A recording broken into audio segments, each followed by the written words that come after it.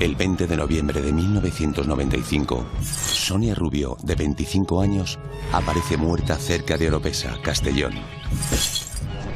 En el transcurso de un año, otras 4 jóvenes siguen su misma suerte. La alarma social cunde en toda la provincia ante la posibilidad de que tras los crímenes se encuentre un asesino en serie.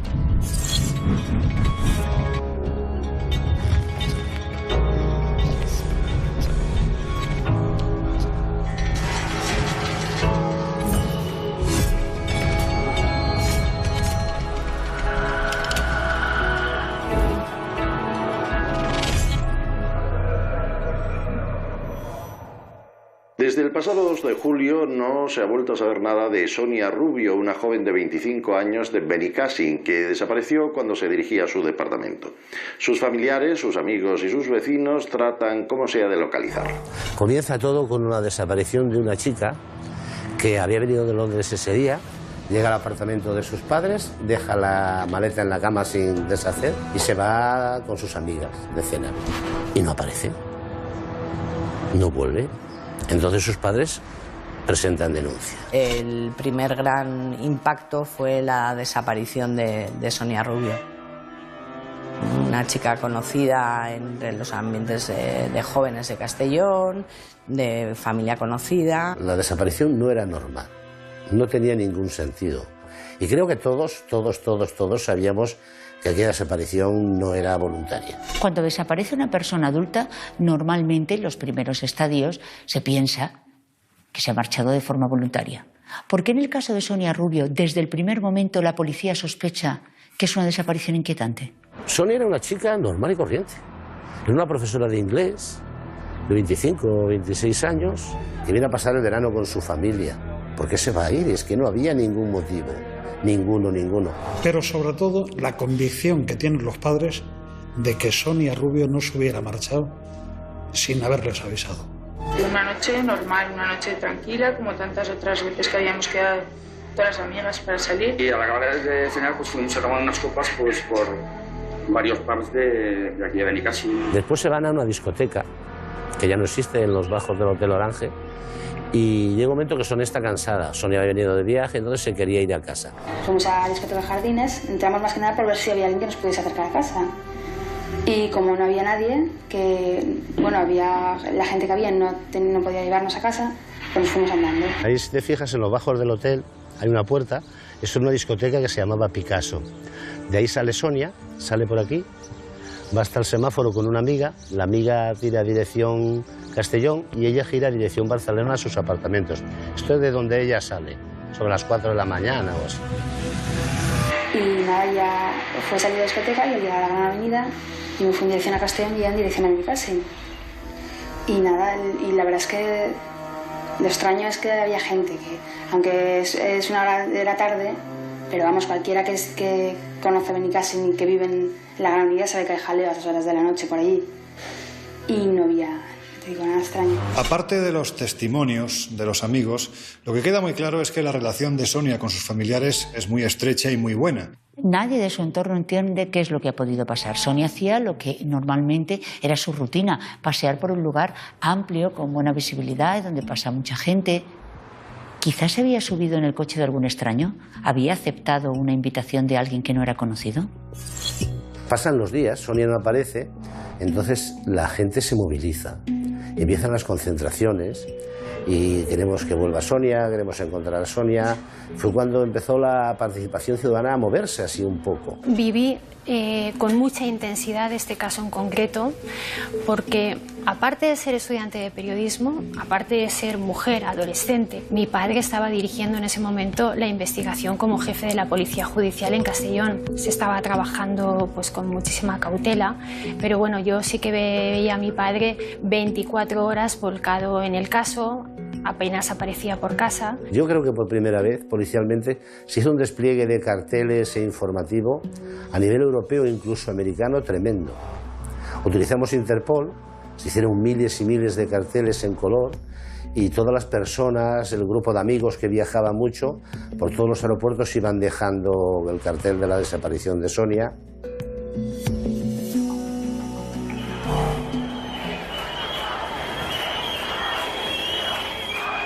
Prácticamente toda la provincia de Castellón se vuelca a la hora de buscar a esta persona. Y a las actuaciones propias de la policía, que es distribuir imágenes en lugares muy determinados, se une la actuación de un familiar de esta persona que trabaja para una empresa de transportes y que se brinda a colocar más de 15.000 fotografías de Sonia en diferentes puntos, ya no solo de Castellón, sino de toda España. Hubo varios casos que nos llamaron distintos puntos de España que habían visto chicas muy similares. Entonces se comprobó por los miembros de la Policía Judicial de la Guardia Civil de esas zonas y no, físicamente eran parecidas, pero no era ninguna de ellas. Tras 142 días de búsqueda infructuosa, el 20 de noviembre de 1995, los investigadores de la Guardia Civil reciben una llamada. Un cazador nos avisa que en un paraje ahí del Centro Municipal de Oropesa encuentra un cuerpo momificado.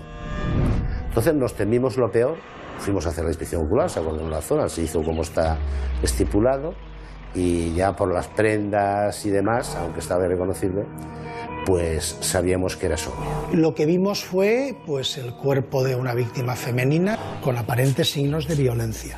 Estaba al aire libre en una zona montañosa, próxima a una vía secundaria de paso de vehículos, pero próximo relativamente, era una zona un poco escarpada. Por aquí, más o menos, había como un estercolero, digamos, no, una zona de que tiraban restos de basura, animales muertos y demás, muy pequeño, pero era un vertedero incontrolado. Y un poco más arriba es donde aparece el cuerpo.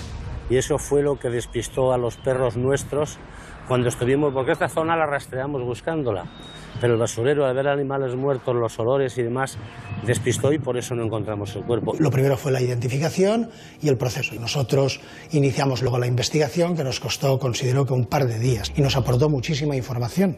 Sonia Rubio tiene la cabeza tapada con un cubo y algunas ramas y cosas puestas por encima para ocultar el cadáver. ¿Tiene alguna significación que le tape la cabeza? ¿Es que la conocía? ¿Es que tiene remordimientos? ¿Forma parte de algún tipo de parafilia sexual?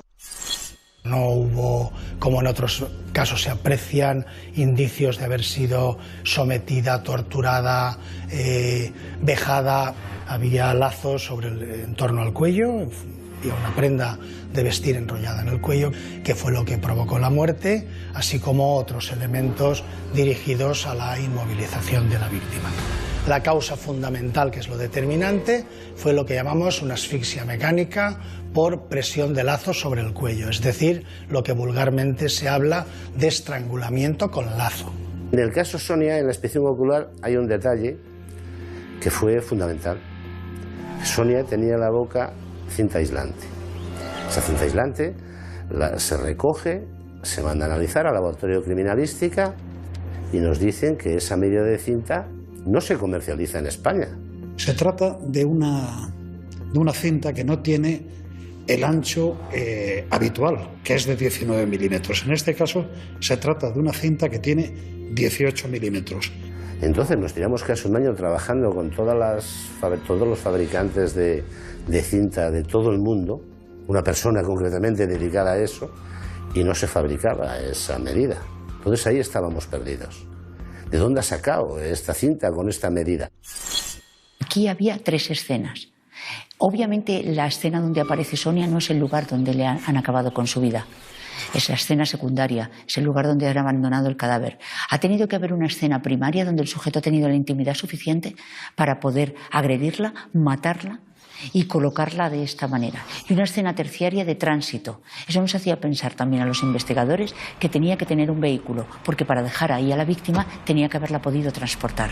Comenzaron a ver que hasta ese momento no se habían visto padres de las chicas, de las jóvenes, esperando en las puertas de la discoteca para que no volvieran solos a casa, porque Sonia había desaparecido en esa circunstancia, haciendo autostop, que entonces era una cosa absolutamente habitual.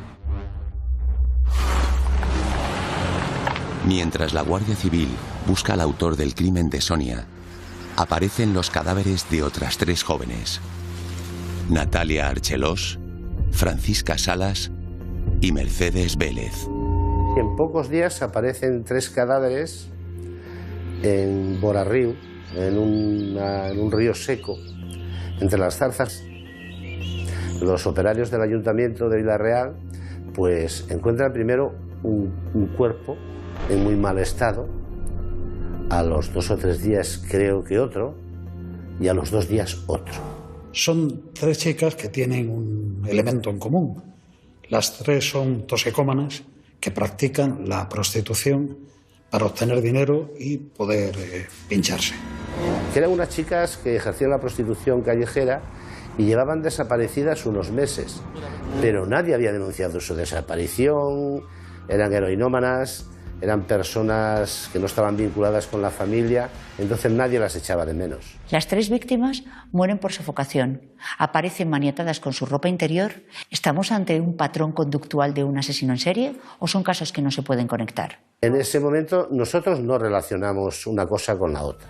La Policía Nacional lleva la investigación de estas 3 chicas y nosotros llevamos la de Sonia. Realmente nos encontramos con la dificultad de que estamos ante 2 cuerpos de policía diferentes en 2 demarcaciones diferentes. Por lo tanto, es más difícil unir los datos para concluir que posiblemente, ¿por qué no?, los 4 asesinatos los puede haber cometido la misma persona. Yo en ningún momento con la aparición del cadáver de Sonia Rubio pensé que podía tratarse de un asesino en serie.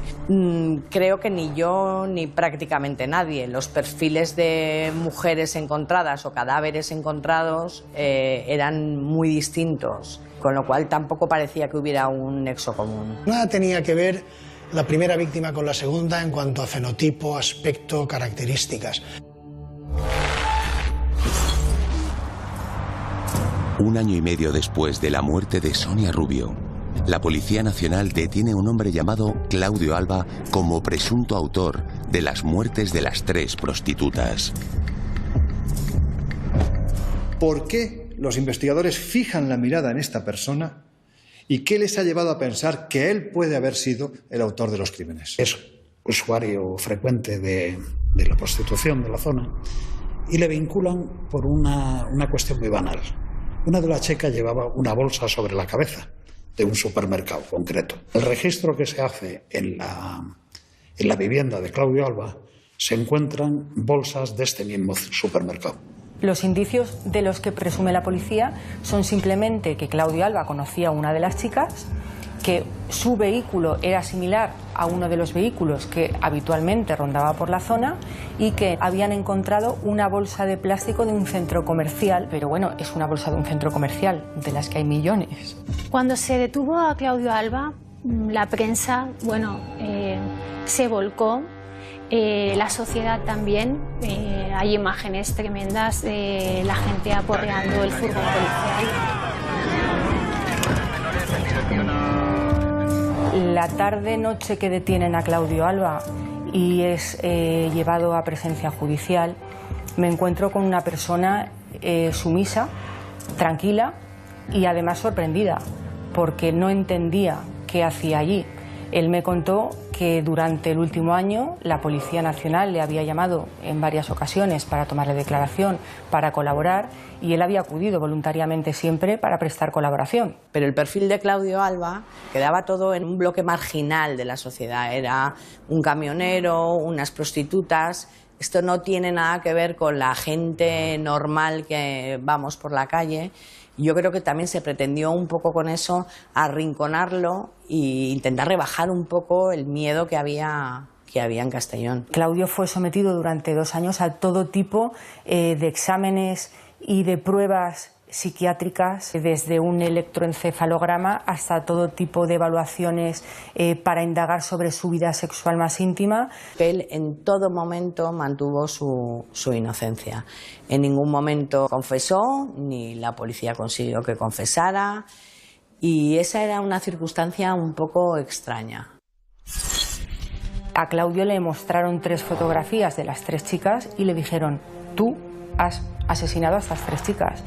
Él dijo que no y la respuesta de la autoridad policial que estaba con él fue: nos da igual lo que digas, has sido tú y te lo vas a comer. Me dijo: me da igual que digas que es verdad como es mentira, pero tú eres y tú eres. simplemente se le acusó porque no había otra persona que presentara en sociedad como culpable o como presunto culpable. Era la persona que les resultaba más fácil presentar en sociedad y decidieron que quizá él podía cumplir el perfil o quizá él podría no discutir y asumir esa imputación sin defenderse demasiado. En febrero de 1997, apenas un mes después de la detención de Claudio Alba, aparece el cadáver de una quinta joven en circunstancias similares a las 4 anteriores, Amelia Sandra García. La desaparición de Amelia Sandra García había sido denunciada por sus familiares 5 meses antes. Su cadáver aparece en un embalse cerca de la localidad de Honda. Por ser zona rural, la competencia de la investigación es de la Guardia Civil. Amelia aparece en un lago, era una mina de arcilla que se han convertido en lagos naturales y aparece flotando. Pero en este caso hay una peculiaridad y es que ha sido golpeada de manera bastante cruel. En aquel caso aparece una novedad sobre el anterior y es que aparte del aspecto de la asfixia mecánica que ya hemos descrito, hay un traumatismo pericraneal. No mortal, pero hay un traumatismo pericraneal. Un cuerpo mucho más grande, una persona más fuerte físicamente, pero con las mismas características o características semejantes que vimos en el primero. La gran diferencia fue que era un cadáver reciente, muy próximo a su desaparición. Estamos hablando de una persona joven que aparece desnuda, que las manos literalmente han sido atadas por su propio sujetador, la violencia que se ha ejercido con ella es tremenda. Por lo tanto, aquí cabe la posibilidad de plantearse 2 preguntas. ¿Estamos ante una víctima que fue asesinada por Claudio Alba y que aparece en ese momento, o realmente se han equivocado de autor? Nosotros, no al 100%, pero un 99%, sabemos que las 2 nuestras no había sido esa persona. 5 meses después de ingresarlo en prisión, nos vamos al mes de junio del año 1997, se celebra una vista en la Audiencia Provincial y ese mismo día la propia Audiencia Provincial acuerda que se ponga en libertad de inmediato a Claudio Alba y ese mismo día se acuerda y se le pone en libertad. Estoy contento porque sé que se está aclarando esto y que bueno, que sabéis que soy inocente y que en fin, por fin pues se va a aclarar algo. Mi conciencia la tengo sana y segura de que soy inocente de lo que me han metido. Después de 5 meses en prisión y 2 años y medio a disposición judicial, cabría plantearse quizás si Claudio Alba no fue una víctima más de este caso. Porque claro, ¿en qué situación quedó esta persona? Claudio perdió su puesto de trabajo porque estuvo prácticamente 2 años a disposición de la autoridad judicial para cuanto hiciera falta y además tenía que ir a firmar una vez a la semana porque estaba en libertad provisional. Claudio perdió su casa porque vivía de alquiler y durante 1 año contó con la ayuda económica de familiares y amigos, pero finalmente se terminaron los recursos de todos. Claudio perdió su vehículo porque su coche lo requisó la policía para investigar y cuando lo recuperó estaba absolutamente destrozado. Su nombre y su imagen se habían visto fuertemente dañadas. Se le había presentado como el asesino en serie de Castellón, como el autor de crímenes execrables y terribles contra las víctimas. Todos teníamos ganas de que encontraran a un asesino. Había muchísima presión social, muchísima, y se fue a por el eslabón más débil. Un trabajo de la policía tampoco no se cuestiona. Claudio Alba sufrió un vapuleo social, moral, judicial, fiscal, policial, sin precedentes. Una vez recibió la indemnización, transcurrieron pocos meses hasta que falleció. Lo realmente inquietante es que si Claudio Alba no era el asesino, ¿quién estaba matando a mujeres en Castellón? Era un hombre libre y fuera del radar de los investigadores. La investigación parece encontrarse en un punto muerto. La Fiscalía de Castellón solicita entonces el apoyo del cuerpo de élite de la Guardia Civil, la Unidad Central Operativa. La sección de homicidios de la Unidad Central Operativa interviene no en todos los casos de homicidio que puede haber en España, sino en casos muy particulares. Siempre hablamos de hechos de una gravedad o bien extrema, o bien que se haya causado una gran alarma social, o bien que intervengan menores, múltiples víctimas. En fin, casos bastante complejos y que no estén resueltos, lógicamente. Por primera vez en la historia de la investigación criminal en España se recurría a la perfilación criminal, es decir, a la realización de un retrato psicológico del sujeto que estaban buscando a través de los datos que podían extraerse del estudio de las escenas de sus crímenes y de sus víctimas, lo que llamamos un perfil criminal. Se hacen dos tipos de perfilado. Por un lado, el perfilado criminal para ver quién podía ser el autor, qué tipo de modus operandi tenía, si tenía algún tipo de firma, y por otro lado el perfil geográfico. ¿Cuáles eran las zonas de actuación del presunto autor o autores de los hechos? Los dos tipos de perfilados son policiales, inéditos hasta la época en España. No se había hecho, no existía ningún grupo en la Guardia Civil ni en Policía en España que se dedicara al perfilado criminal. En ese momento hay varios sospechosos, digamos, pero quieren que con un criterio más técnico alguien les ponga claramente la flecha de donde tienen que ir dirigidas todas sus investigaciones. Estos dos perfiles fueron complementados con otros dos informes periciales, que fue la emisión de un informe al FBI, y por otro lado recurrimos también a la universidad, en concreto a la Universidad de Valencia, a través de Vicente Garrido Genovés, psicólogo de la Universidad de Valencia, para que nos echara también una mano, nunca mejor dicho, ¿no?, una mano más a esta investigación que en principio resultaba bastante compleja. Había como dos tipos de víctimas. Unas víctimas que se dedicaban a la prostitución y luego dos chicas que no formaban parte de ese ámbito. Pero la primera pregunta es, ¿estas víctimas tienen algo en común? ¿Estas víctimas que aparentemente conforman dos grupos, las prostitutas y las que no lo son, tienen algo en común? Llegado a ese punto, la Guardia Civil encontró difícil seguir investigando algo que tuviera una eficacia, digamos, inmediata. No había un patrón, había una forma, había unas... Dejaba una huella al agresor que era semejante de uno a otro, pero eso era una conexión muy lábil en el momento. Tienes que plantearte la existencia de otras huellas, que son las huellas de comportamiento. Las huellas de comportamiento son las decisiones o actos que realiza el sujeto y que el sujeto decide hacerlas con un propósito. Los investigadores empiezan a trabajar sobre el posible vínculo entre las 5 víctimas. Entonces, una hipótesis importante es, ¿tú consideras a todas las mujeres prostitutas? A partir de ahí, llegué a la conclusión de que las víctimas vinculaban los crímenes, porque el sujeto consideraba a todas las mujeres como prostitutas, las cosificaba como personas sin valor y que realmente merecen morir, porque todas son prostitutas. Pero la segunda cuestión importante que vinculaba a los crímenes era las escenas propiamente dichas. No tanto porque estuvieran en el mismo lugar, sino porque estaban en un mismo tipo de lugar, es decir, zonas despobladas, ¿verdad?, de lo que podríamos denominar los alrededores de Castellón. A uno la deja en un descampado, tapada ahí con unas zarzas, a otras las echa en un río seco y a otras las echa en una balsa. Y luego, ¿cómo estaban las víctimas?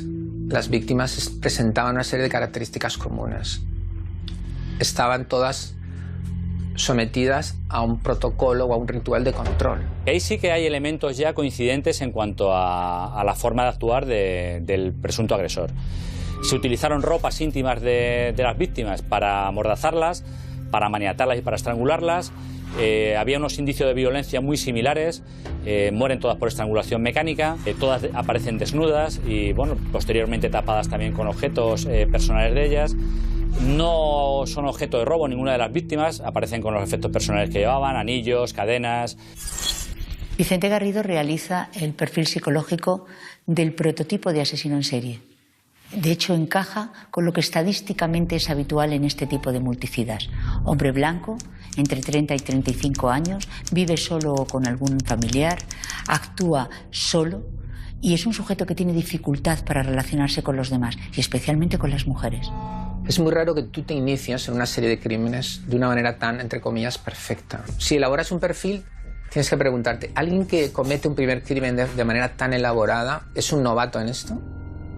Yo planteé en mi perfil la idea de que no, de que tenía antecedentes por delitos de violencia, no quizá necesariamente un asesinato, pero esa persona sabía lo que era someter probablemente a una mujer. Luego era probable que tuviera antecedentes por delitos violentos, incluyendo agresiones sexuales. Lo primero que hacemos nosotros es una lista de personas que hayan estado condenadas o ya tengan antecedentes por agresiones sexuales o por delitos violentos contra la mujer.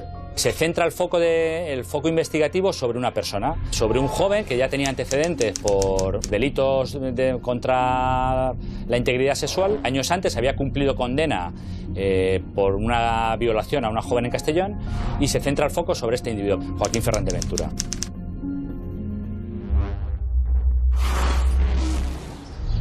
En 1990, Joaquín Ferrandiz Ventura había sido condenado a 14 años de prisión por haber violado a una joven en la provincia de Castellón. El primer caso que tenemos constancia de cómo actúa Chimo es porque a María José, que va circulando en Castellón con su ciclomotor, la aborda, la pega un golpe con su coche.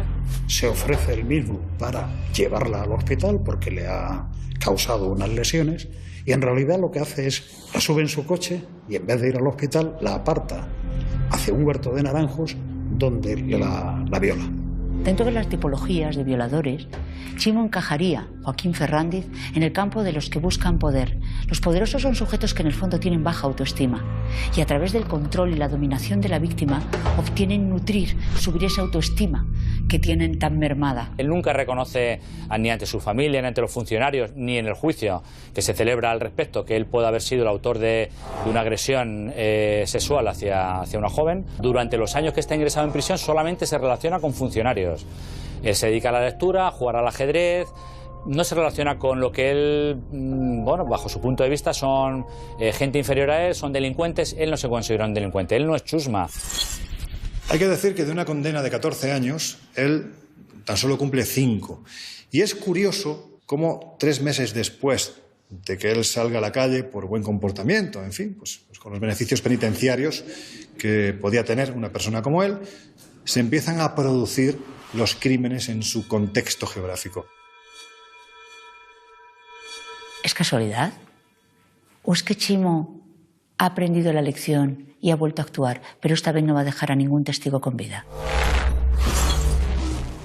La Guardia Civil se centra entonces en averiguar quién es Chimo realmente y comienzan a investigar su vida y entorno desde su salida de prisión. De Chimo hay 2 versiones. Por un lado tenemos el típico joven ejemplar, ordenado, educado, cumplidor, trabajador. Es una persona modélica, lógicamente. Chimo era un trabajador ejemplar. Trabajaba en una compañía de seguros en la zona donde revisan los vehículos. Y de hecho su trabajo, cuando él se fue, lo tenían que hacer 2 personas, y no tan bien como él. Era muy metódico, buen trabajador, un hombre amable. Era, podríamos decir, el hijo perfecto. Vivía con su madre. Era un hombre bien vestido, agraciado, era una persona que caía bien. En definitiva, estamos ante un personaje sencillo, bondadoso, podemos decir casi que ese yerno perfecto. Luego tiene un segundo perfil, que sería ya el de la persona, bueno, que se desinhibe.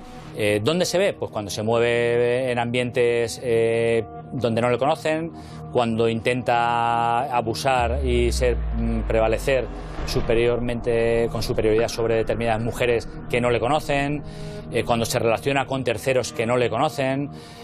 Ahí cambia. Es una personalidad agresiva, es una personalidad violenta, es una personalidad que no se va a dejar dominar por los demás. La relación que tiene con su madre además es muy particular, muy ambivalente. Parece que hay una buena relación entre ellos, pero tras salir en libertad por la primera violación, empieza a tener una relación muy agresiva con ella, la maltrata física y verbalmente, extremo que también hace con su hermana. A su madre, a raíz de ingresar en prisión, son todo reproches. O sea, la conducta de su madre es totalmente sumisa hacia él, de su madre y de su hermana, de su entorno familiar, con lo cual ha ido también variando y evolucionando a mal, a peor, a una violencia, diría, extrema en el domicilio, pese a que se oculta a nivel familiar.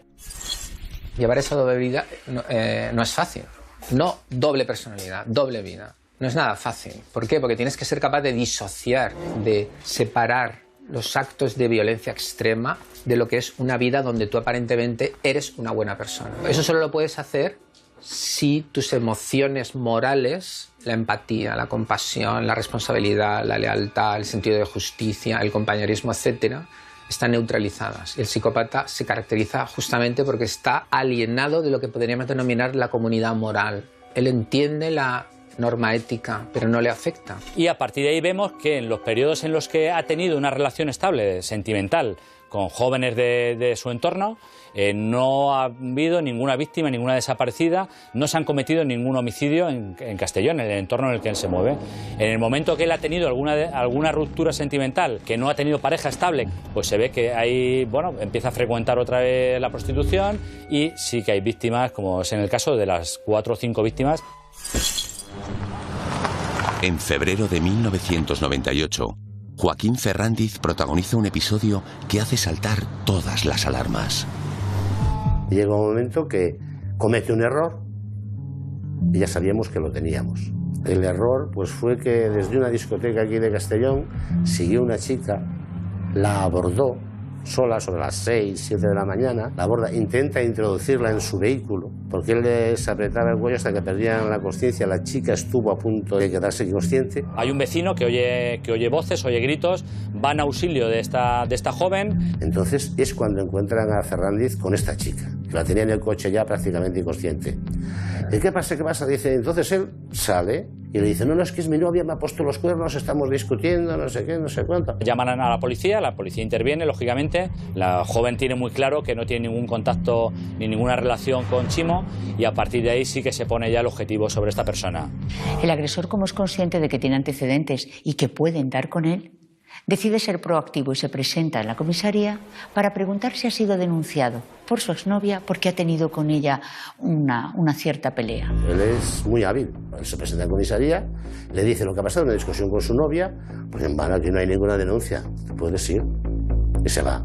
Teniendo la certeza policial de que podía ser el autor de los hechos, Joaquín Fernández Ventura se montan unos dispositivos de seguimiento y de vigilancia sobre el mismo, centrados principalmente los fines de semana.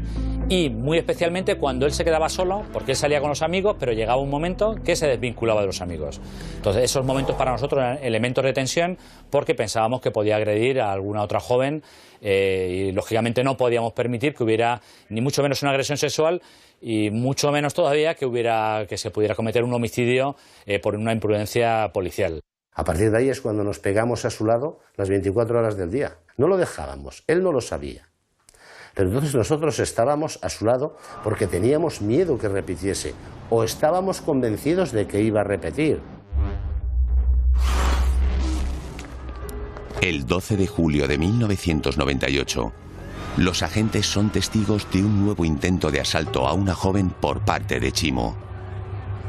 Este será un episodio definitivo para incriminarlo. Él salía con su novia, la dejaba en casa una hora prudencial y él se iba, como yo defino siempre, de caza. Se monta un dispositivo sobre él y es más, ese dispositivo policial no era un dispositivo cualquiera. Se habían metido mujeres guardias civiles en el entorno de Chimo para ver si de alguna manera podíamos ver algo más de la personalidad o del modus operandi que tenía Chimo con respecto a las mujeres cuando se encontraba solo. Y en este caso pues aparece una joven a la que él pues sigue. La ve en una discoteca, sale de la discoteca detrás de ella, cada uno en su vehículo. Sí, este es el recorrido que hicimos esa noche desde la discoteca hasta donde para la chica a comprar tabaco y aparca. El coche que va de seguimiento, ninguno de ellos se acerca a él. Se aprovecha, cualquier persona que vaya circulando con su vehículo se lo utiliza y se le pone en medio. Y es lo que llamamos en el argot policial poner un coche de bocadillo. Tú no pierdes de vista al objetivo, pero siempre detrás de él hay un coche distinto. Y nunca es ninguno de nosotros. Sigue hasta otro local de ocio, de la zona de Benicàssim, y bueno, pues se queda observándola de una manera ya muy directa. Vemos que él está ahí detrás del coche, del suyo, se acerca a otro coche y asoma la cabeza. Yo estaba en aquel lado. Desde aquel lado lo veía que levantaba la cabeza y se agachaba. Y ya perdíamos la visión sobre su persona. La joven, después de entrar en este segundo local, vuelve a acceder a su vehículo, empieza a circular, lógicamente, para ir a su domicilio, donde fuera la joven. Llegaría tarde, era de día. Sale zumbando, sale muy deprisa Y entonces él sale detrás. Y entonces otro de los coches de seguimiento por el canal interno nos dice: le ha quitado el aire a las ruedas. Por eso se agachaba, o estaba agachado desinflando la rueda y miraba por si venía. Entonces la chica, que era novata, llega a una zona que estaban en obras y había gravilla, e iba a tanta velocidad que vuelca. Y en ese momento el coche que iba detrás, que era Joaquín Ferrandiz, acude a auxiliar a la persona que había tenido el accidente.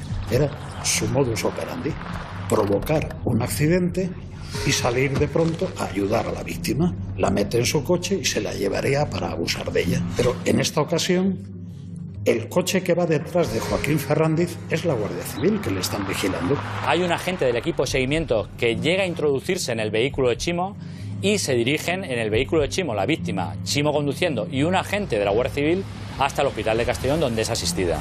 Y entonces también ellos se bajan a auxiliar a esa víctima e impiden que la víctima se suba sola en el coche de Joaquín Ferrandiz, y ellos también acuden al hospital. Lógicamente, Joaquín Ferrandiz no puede consumar su violación y se va. Pero claro, la Guardia Civil ha visto con sus propios ojos cómo intentaba cazar otra víctima. Yo creo que el gran error de Chimo fue precisamente abandonar su control. Él intenta volver a sentir algo que echaba de menos, y es precisamente ese poder omnívodo de decidir, controlar, ver el miedo de la víctima en sus ojos y finalmente matarla. Y él no puede resistir mucho más tiempo del que lo hace. Por parte de la autoridad judicial y por parte de Fiscalía se determina que esta persona no puede estar en la calle porque es un peligro. En ese momento se decide que hay que detenerle rápidamente, porque en cualquier descuido Joaquín Ferrandiz podía matar a otra chica. La Guardia Civil detiene a Joaquín Ferrandiz Ventura como presunto autor de las muertes de las 5 jóvenes. A finales de julio de 1998, Chimo ingresa en prisión. Yo creo que se lo estaba esperando. Él sabe que ha cometido, o sabía en ese momento que había cometido errores, y bueno, simplemente ni lo justifica ni no lo justifica. Es una persona fría, primero te evalúa y luego habla contigo. Entonces, bueno, él evaluó la situación, se mantuvo callado, y simplemente el decir que con él no iba a esta película. Cuando se supo que el asesino era Joaquín Ferrandiz, fue tremendo, porque no cumplía con el perfil de lo que la gente imaginaba que era un asesino. Él hacía una vida normal, era un trabajador ejemplar, era un vecino ejemplar, tenía a su novia. ¿Quién se iba a imaginar que Joaquín Ferrandiz era el asesino en serie de Castellón? Cuando lo tuve más cerca y hablé con él y eso, fue cuando lo excarcelamos para registrar su domicilio. Ahí fue cuando yo tuve a Ferrandiz cerca. Un Ferrandiz hermético, distante, cerrado, tenso, porque estamos haciendo un registro en su domicilio. Y eso le molestaba mucho, porque él era el domicilio de su madre. De hecho, yo saqué, recuerdo, unas cartas y eso, y me lo reprochó. Dice, eso es privado. Empezamos a recorrer las habitaciones, y en una de ellas encontramos los periódicos, en los cuales él seguramente los leía y se vanagloriaba de estos asesinatos. Y luego encontramos en otra habitación la cinta esa que no era estándar, aunque amordazaba a las mujeres. Era una cinta de precinto de unas medidas muy especiales, de 18 milímetros concretamente, y es utilizada por Joaquín Ferrandiz Ventura tanto para amordazar en un primer momento a la primera de sus víctimas, que es María José, la chica que viola en un primer momento en Castellón, como a Sonia Rubio tras su salida en el año 95 de prisión y que terminó en el homicidio. Recuerdo que estaba en una zona de plancha que tenía en su casa, que tenía su madre, y allí estaba, en una estantería. El sargento de la Guardia Civil saca el calibre, lo mide y se gira para sus compañeros y dice bingo. La cogemos, lo primero que fue medirla y bingo. Pero a más, en el registro se encontró en un cenicero el tapón de la rueda que había desinflado en su último intento de agresión. Para nosotros fue muy importante el poder acreditar con un indicio, con una prueba objetiva, que ya no era solamente ese retrato que nos habíamos creado sobre el autor, sino que había pruebas físicas para poder decir eres el autor del homicidio de Sonia Rubio, y por lo tanto no estamos equivocados eres tú. Durante el registro en la vivienda, la madre de Chimo en todo momento muestra pues una actitud, entiendo que lógica, que es la defensa de su hijo. Ella no puede creer que su hijo haya llevado a cabo esos terribles actos. Sin embargo, la policía es consciente de que ella misma en algún momento ha llegado a dudar de que su hijo no sea el culpable de los asesinatos. En una intervención telefónica que se le hizo, hablando con otra mujer, decía que había visto a su hijo cuando llegaba por la madrugada con la ropa manchada de sangre. Y él le dijo que era una pelea que había tenido con unos chicos. Pero efectivamente no era la pelea, era después del asesinato. A pesar de las pruebas de cargo en su contra, Joaquín Ferrandiz no reconoce inicialmente ninguno de los crímenes que se le imputan. De momento lo niega todo, pero era un señor muy inteligente, era un chico inteligente. En principio niega las imputaciones, pero termina reconociendo el asesinato de Sonia Rubio. Respecto a los otros 4 crímenes, no es que los niegue, pero dice no recordar nada. Entonces él me comentó, sí, está claro que yo maté a Sonia Rubio, porque las pruebas en ese caso le incriminaban, pero es que yo no me reconozco, ¿verdad?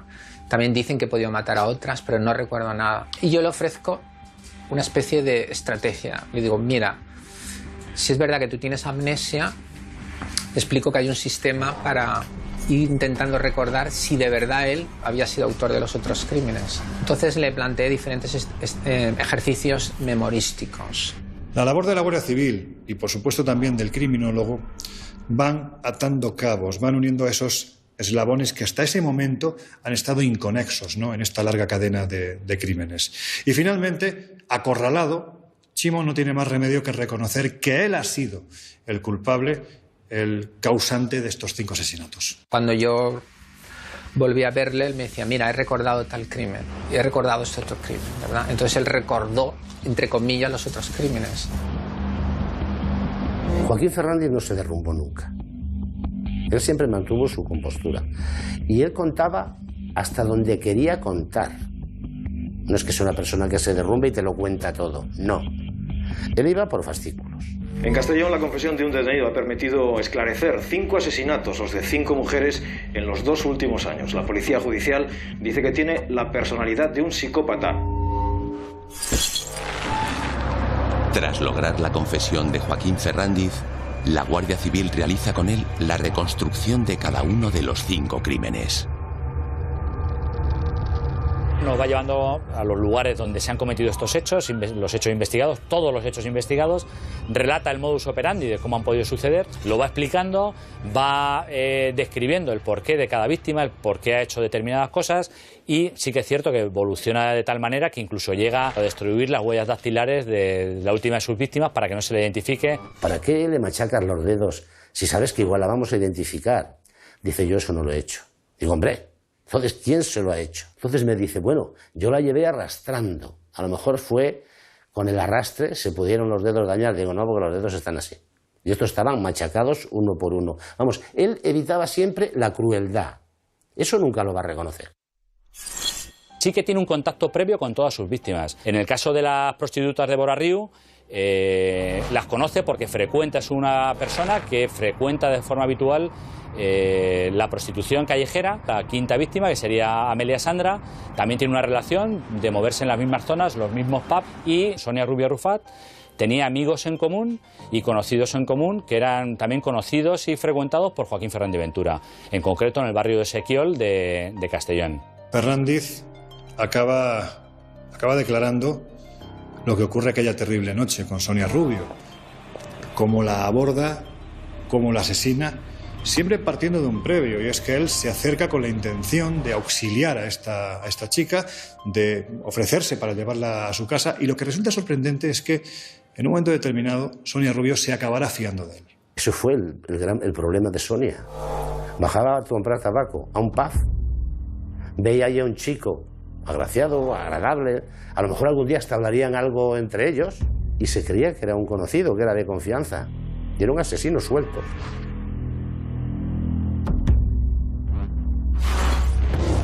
Los investigadores ya saben cómo ha matado Chimo a las 5 jóvenes. pero aún queda por averiguar el porqué. Odio a las chicas. Tenía odio.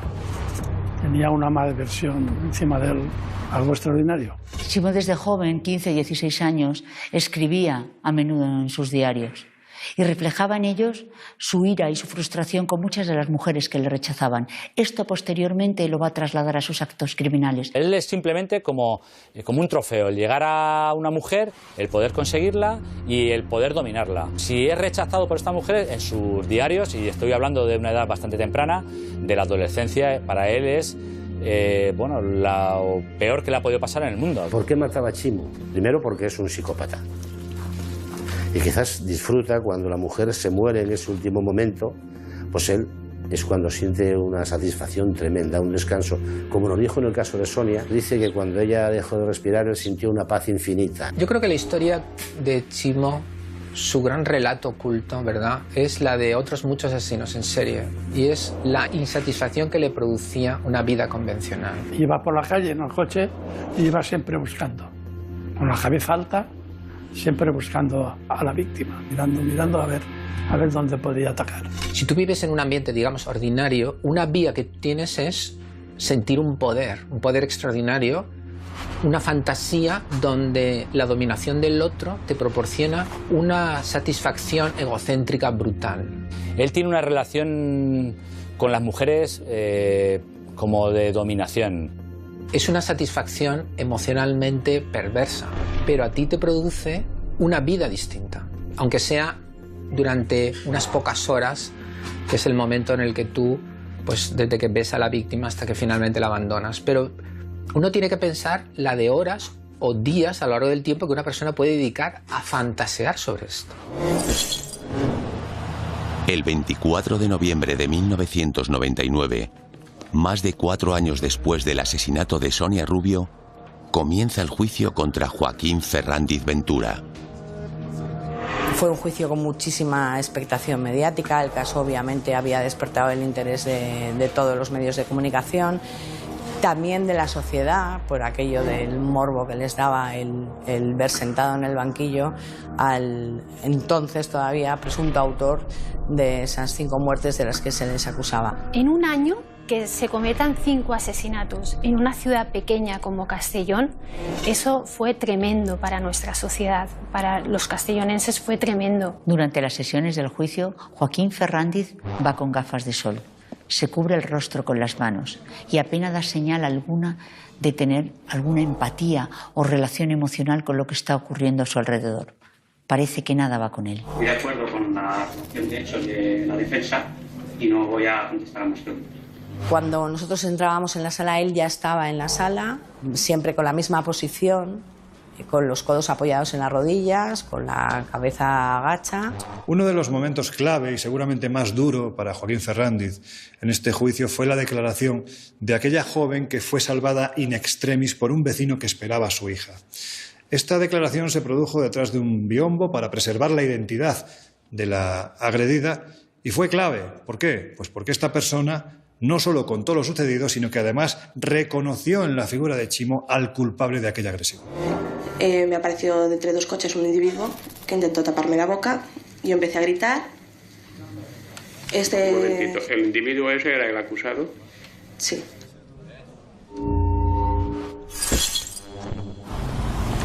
El 12 de enero de 2000, la Audiencia Provincial de Castellón firma la sentencia condenatoria contra Joaquín Ferrándiz Ventura.